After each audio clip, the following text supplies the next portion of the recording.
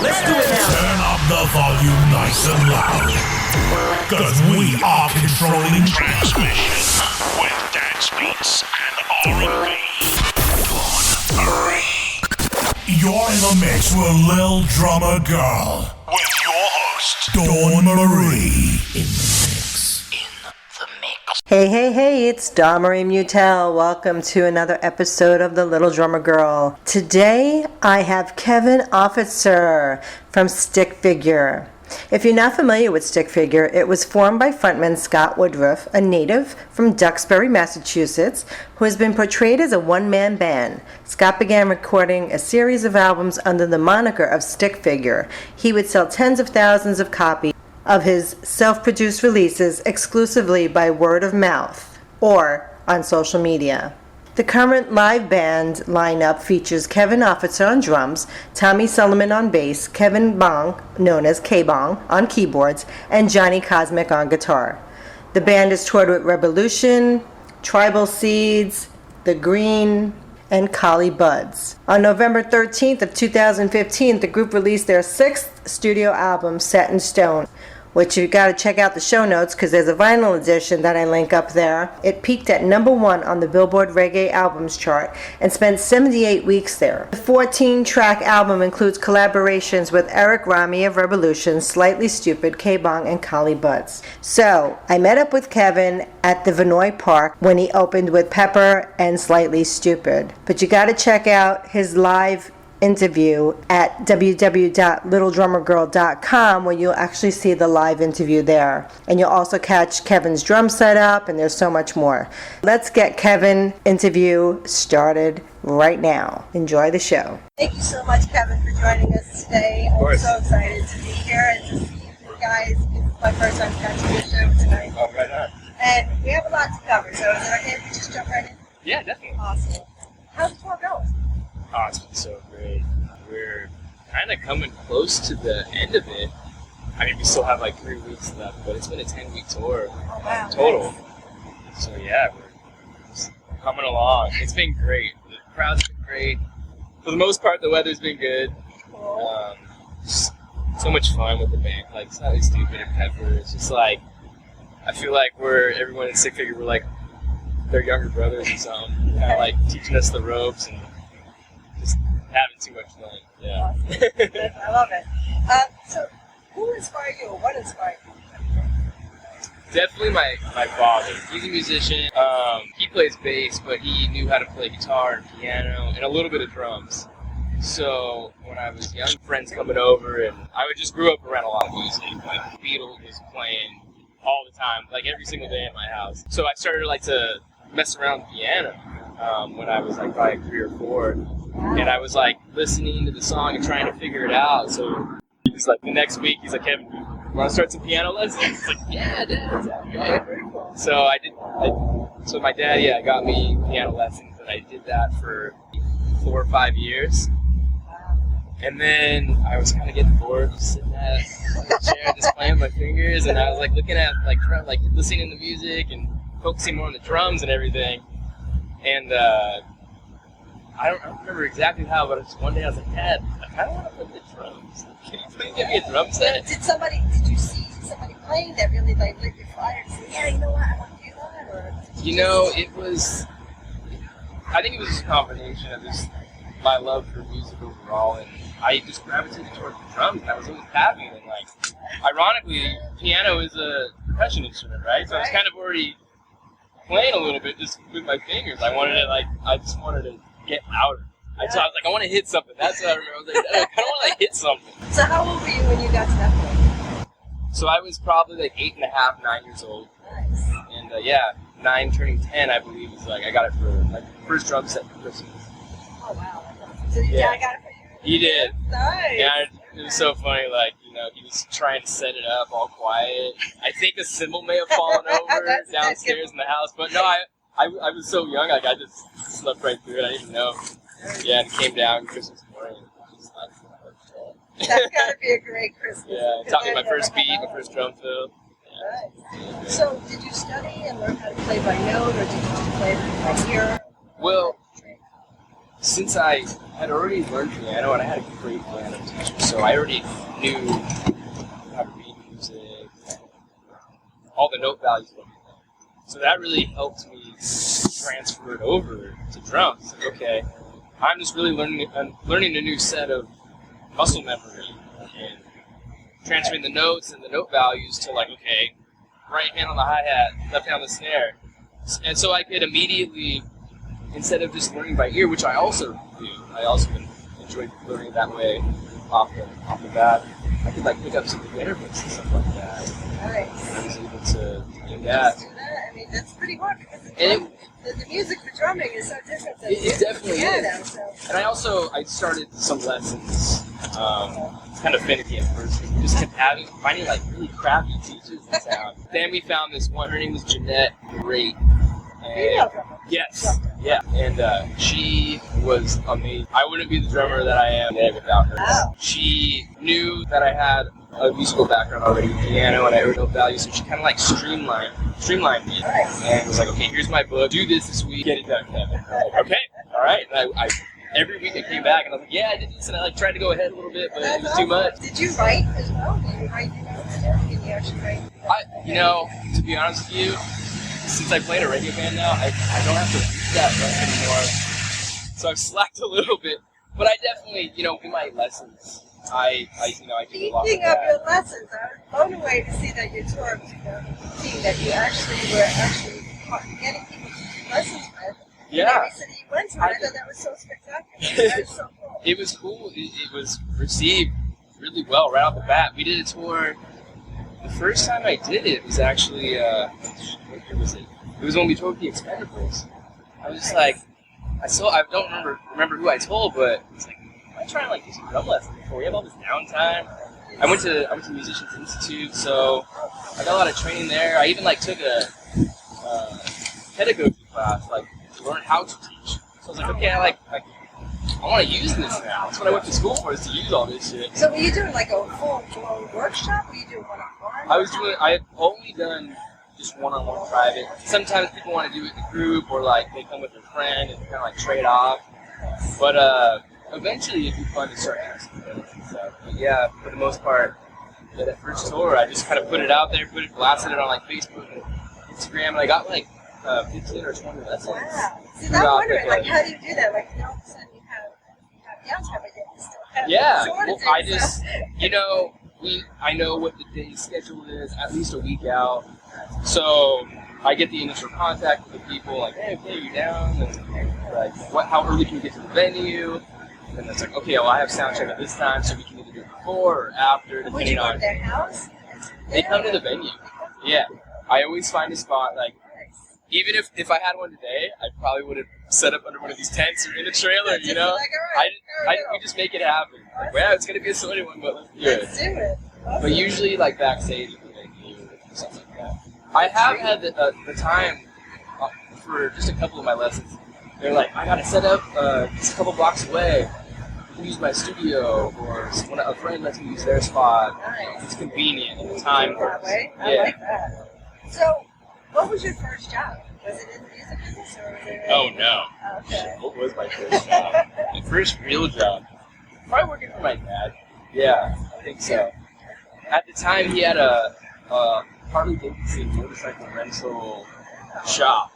So he rented motorcycles and sold helmets and jackets. I don't even ride bikes, but Sell them, though. my dad was like, yeah, I need you to work. So I was doing that in high school. And he also has a roofing business, so I would do book stuff for him. Yeah, he's been doing it a long time. I think he's getting close to retiring. He's stoked on that. That's a trophy. I gave him a lot of kudos. So yeah, probably those couple jobs for my dad. I've done concert security. I worked for CSC for a little bit. That must have been awesome. You get to see your favorite bands play. Oh yeah, it's great. I worked at a MoneyGram window, and then I'd be afraid of that. Well, no, it was one time I accidentally paid someone out, but somehow didn't get it. So I owed them $500. They take it out of your pay. Yeah, it was totally my fault though. So lesson learned. Didn't do that job very long. So if you could do anything else besides being a drummer, I myself still being a drummer, managing bands, see how much it takes, but I feel like I do it. Outside of that, I don't know. You just full on the stock market.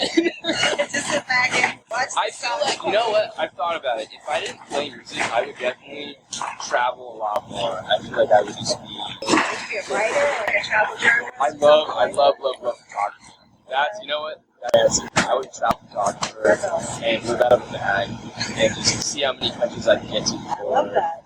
I end up somewhere where I can just go home. Exactly. How many bands have you played? Oh my god. Too many. Wow. A bunch.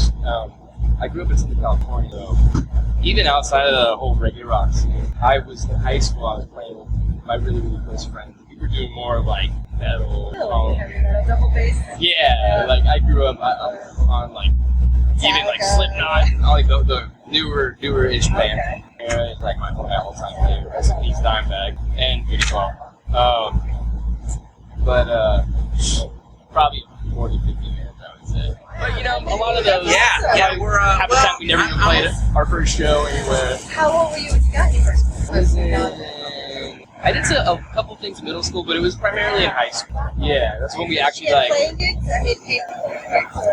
In Hollywood, they do the bullshit pay to play thing.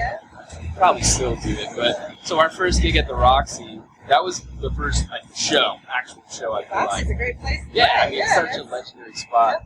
But we had to like sell tickets, and we're just selling tickets to our friends and stuff. But I think we actually ended up selling enough where we kept some of the money.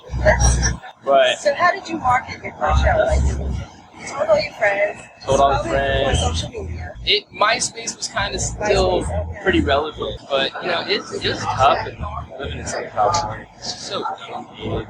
Everybody comes there to be musicians. Everybody that lives there wants to be a musician. Yeah, it's just like, you know, we were just doing like, I'm from San Pedro, and it's like its own little bubble music scene, so we have a lot of stuff going on there. That's where Mike Watt is from the Minutemen, and plays with Stooges. He's like one of the few legendary musicians from my town. He's a bass player.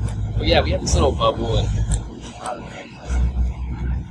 it's just so many bubbles in Southern California. San Diego, like reggae rock bubble, the Orange County bubble, alternative rock. It's just like. Well, how did you end up with Stick Figure? I had already kind of started veering towards playing with more reggae rock. I was doing a lot of bar gigs. I was recording a lot at the studio. I was playing with, who's that thing that's that? Oh, my good buddy Michael Brown, who actually plays lead guitar and vibration. Oh, really? It's kind of funny how we both like ended up going to different bands like that. Yeah. So I was pretty active playing shows in Hermosa Beach. There's a ton of, like, there's the pier, and there's, like, all these bars. I was playing one of them 1 to 3 times a week. Like, I'd be here playing an acoustic gig with this person. I'd be here with Micah Brown, or I used to play with this girl, Pat. It was kind of like a no doubt kind of ska kind of deal. And from one of the promoters, what's his name? Tim. It's called Resin Music. They do, like, Surfix Radio. He had first initially introduced me to Stick Figure's music when they were still when he was still living in Massachusetts, Scott. I had emailed Scott. Really? Before he moved out to San Diego, and it was just, I was always on the search for another band. The whole plan right there. So I sent him an email. Hey, if you're moving to LA, I got a spot where we can rehearse, and I play reggae rock drums. I know Sublime. I know all this stuff. I dig your music. And he ended up saying, "Oh, I'm moving to San Diego, but I'll keep you in mind." And then fast forward, I don't know how many years, a couple years.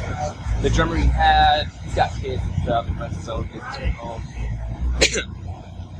So Scott was looking for another drummer, and it was Tim that told me that from Surf Roots, like the promoter that I would go see shows, he said, "Yeah, I think Scott's looking for a drummer. Hit him up." So I hit him up, went down to San Diego, tried out. It was just me, K-Bon, Scott. I just did the fastest shuffle I could, because that's what he was all about, like how fast can this kid shuffle. And it went good, and it ended up not working out. I think he wanted someone who lived in San Diego, and so I just kept doing my thing. And then, fast forward another year, it was Cali Roots. I think it was the 3rd or 4th Cali Roots. I was playing with Mike Brown. And the band before was High Roost, and K-Bong actually used to play bass in that band. So I saw him, and I was like, oh, what's up? And Scott was there promoting Burial Ground. Stick Figure wasn't even playing. He was just promoting that album. That was 2012. And I ended up chatting with both of them, and they had already been approached to go on tour with Green in the fall. So they mentioned that to me. I was like, oh, good for you, man. That's awesome. I'm stoked. Have fun. I thought they were going to do acoustic. Cool, man. That's huge. Like, that was Green's first time ever going over there. I was all in all the band. And so a week later, K-Bong hits me up. He's like, yeah, so you want to come and play drums on this tour? I was like, hell yeah, dude, man. But that's kind of like the whole story. That's what, and I told Scott, like, you know, even a year after that, I told him, like, dude, it's so funny how this came to your circle. Like, you're one of the first people I ever, like, reached out to, you know, out of my little bubble in Southern California. It's really, it's kind of crazy. Kind of getting chills thinking about, like, it's a trip how it all just worked out. Here we are. We were only, that one tour was the plan. That was it. Scott was just like, he had never toured before. It was all him in his studio, selling merch out of his garage. He was stoked on that. He was doing just what he wanted to do. But, you know, it's like, you gotta get out there, you gotta tour.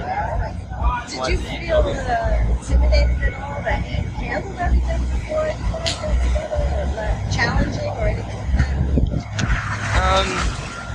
It's just a different situation than most bands who, like, are all friends in school. I mean, like, you guys have a studio always made music together, you know.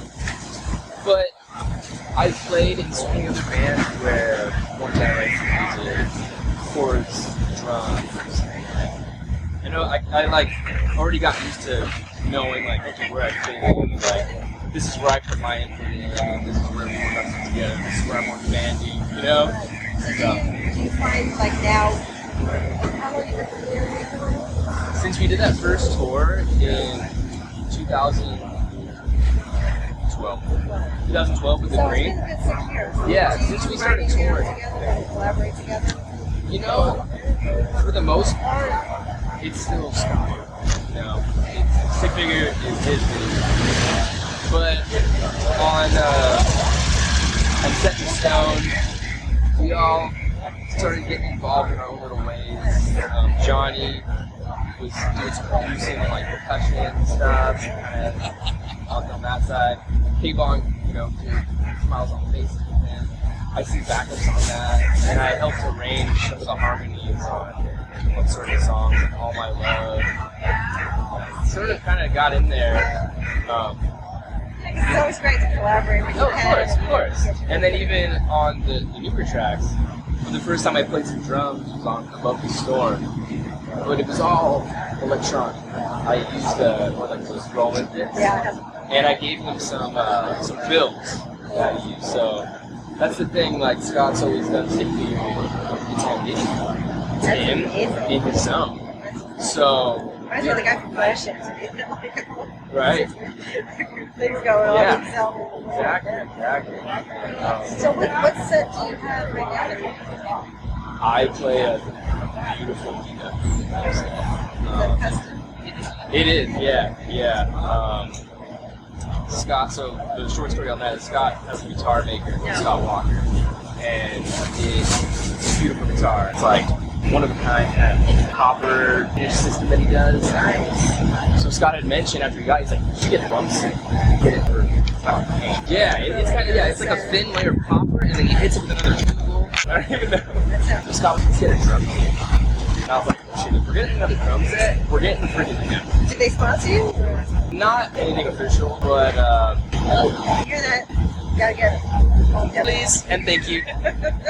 No, so like nothing official, but a friend that is a part of like the reggae rock industry. He works at EW. He was like, yeah, I can get you an artist discount. So I was like, shit, that's awesome. I don't care about endorsement. Like we want the pin, you know. Do that later sometime. So we got the shelf. They're just completely unfinished maple shelves. And it was the first kit that this guy, Scott Walker, had ever done. So I was kind of nervous. I was like, shit, I hope this doesn't mess up the any of the sound quality or anything. Yeah, that's true. But it all worked out. It looks beautiful. So what's the Wonderful. setup do you have? Like, 22 pick. I have 2 rack, 2 floor, so it's 10, 12. Kind of like an ode to my Vinnie Paul days, I just like having a lot of voices on the top, and especially the low ones, because we have a lot of like the intro, outro kind of stuff we do.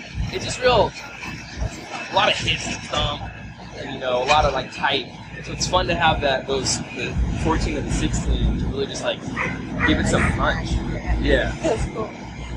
Did you ever think there was a time when you wouldn't be doing drumming livelihood? You think like, hey, it's not happening for me this way, but it seemed like you always in something. You always happy. When I was in high school, my parents took the time to, okay, where do you want to go to school? And I was like, well, the only things I really love to do are photography and drums.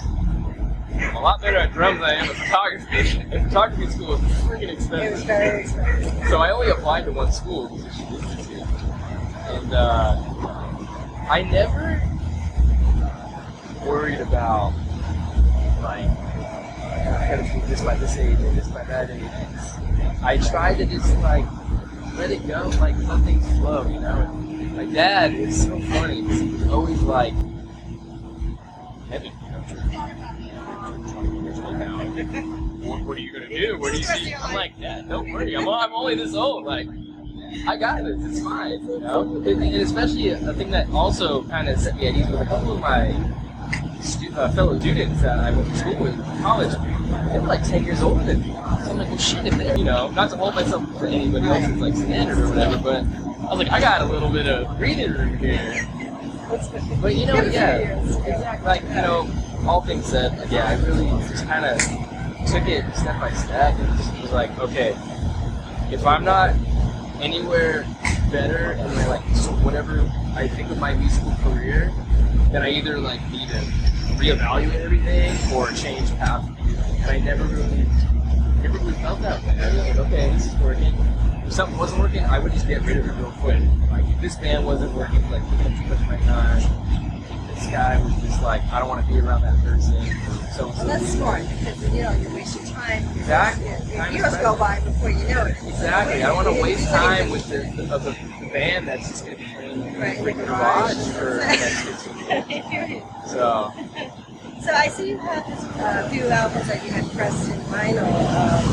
Are you a vinyl collector? Do you collect albums? Not as much as I should or I want to. I haven't gotten that bug yet, but my dad has massive. I'm talking about my dad a lot. But yeah, he's so instrumental to you. Yeah, literally, like, no pun intended, he's the reason why I'm here. But he's got a real big collection that I'm gonna see.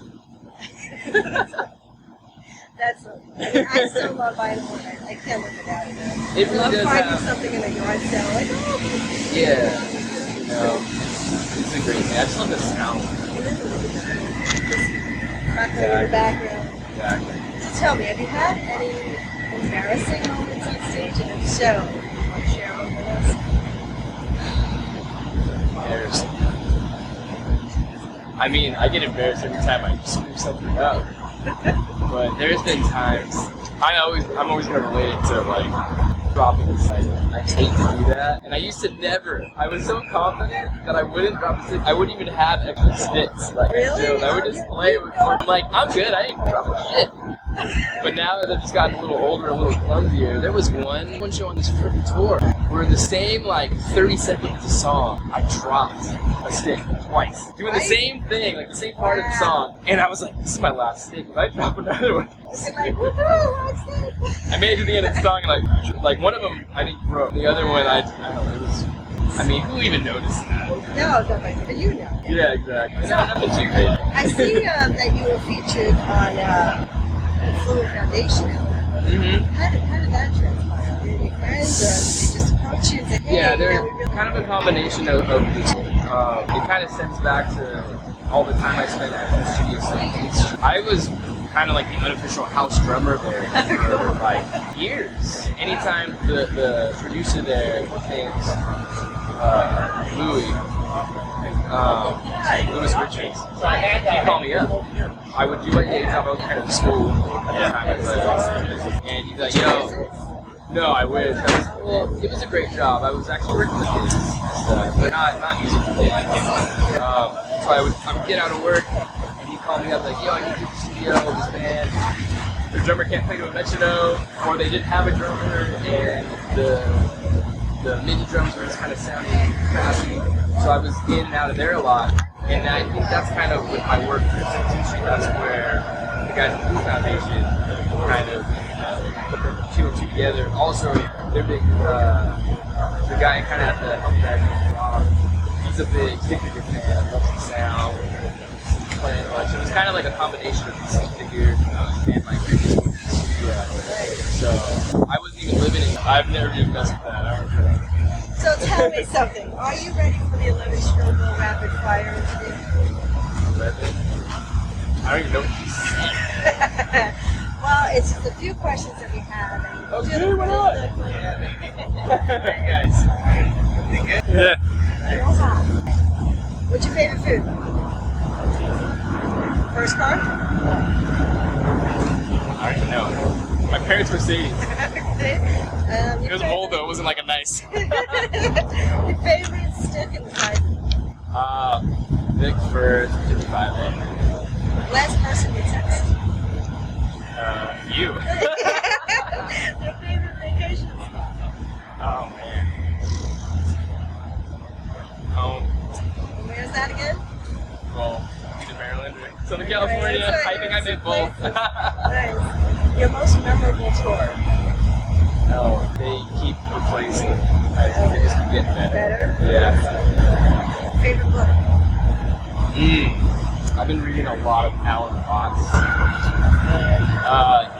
He's like one of the foremost Western minds on Western thought. He lives in a little north of San Francisco. I love reading stuff. It's like makes me see things differently. I have to check that out. Yeah. I'm gonna play that. Any one of his books. Your favorite person to hang out with? My wife. And your favorite pastime? Besides drums, Besides drum. definitely. I was gonna say your favorite hobby. Sorry. And Besides drums, your biggest hobby. I got a lot of them. Kind of like OCD a little bit. Biggest one. I think people misspell them. Okay. Or improper. Spelling bees and stuff? Were you No, I don't think I ever did. I think I spelled a really stupid, easy word wrong. Awesome. Thank you so much for playing that. Of course. But tell me, are you on social media? Like, our time is almost up, and I'd love for everyone to reach out to you that are listening, stay in touch, stay in touch with you. Yeah, definitely. Obviously, fan, Facebook, Instagram. I'm on both as well. On Instagram, it's Offitzer Drums. Stay out to the drums. Yep. OFFITZER. I love that. Drums. Like, Yeah. Interesting name. Interesting name. I'm going to make sure I attach everything in the show notes and everything. Yeah. But my next question to you is, if you had one word of advice to those who are trying to break into the business, what would you say? Kind of in the same vein of how I try to do it myself. It's just, if something feels right, like the situation or whatever, like it probably is, and you just keep staying on that path. Like, okay, if this isn't working out, then make something else work. Don't give up. This isn't going to happen overnight. It doesn't happen overnight, except for the top percent. You know, and even that is just all chance. It's just about like meeting more musicians, getting better, being confident. You know, like you got to bring it when you have that chance. You need to bring it. That's the most important. People try and like get there without doing The leg on work. stage. Yeah, you know, and like that's. I want to be a star tomorrow. Like, no, it doesn't work that way. Unless you're like in a or fake like going Kardashian or like this, you're just famous for being famous. Like, and being famous shouldn't be your goal in the first place. It's about the music, right? Yeah, being the best musician you can be. Because all that matters is that time on stage. I always tell the guys that it's the only reason we're here. So like everything starts from there, and then everything else below that, it's all connected to it, and do those well. So what do you do? Speaking of being healthy, when you're on the road, it's hard to stay healthy. Do you find that like you go to certain restaurants, you go to certain places, or is it like a regimen that you keep when you're on the road to stay fit? The best that I can, you know, it's changed over time. Like when we first started touring, it was tall cans of Pabst and late night McDonald's, gas stations. But since we're in the bus now, don't even see a gas station because like it's such a luxury. It's so grateful to be able to do that.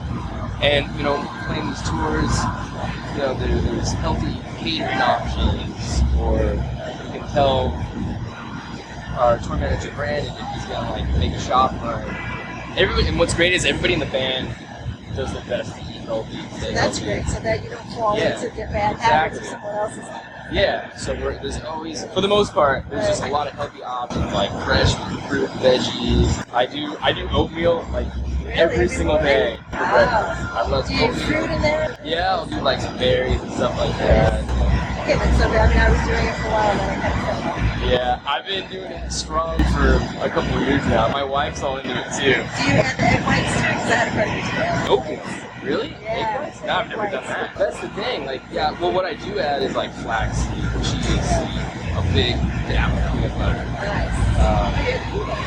Yeah, thickens it up. Yeah, and then we put some almond milk in there. Nice. Yeah. Cool. So,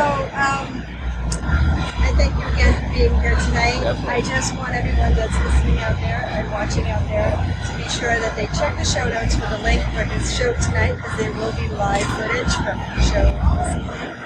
And thank you. Thank you for having me. Thank you so much. Yeah. And I wish you a lot of luck with this. I appreciate that. Appreciate that a lot. And listeners out there, I want you to make sure that you check out the show notes. Don't forget to stop at www.littledrummergirl.com. That's LALdrummergirl.com. So you can also check out your music there, as well as the live footage from tonight. So remember, it's never too late to live the life of your dreams and leave a trail blazing behind you. So rock on and rock out, and we'll catch you on the side. Truth.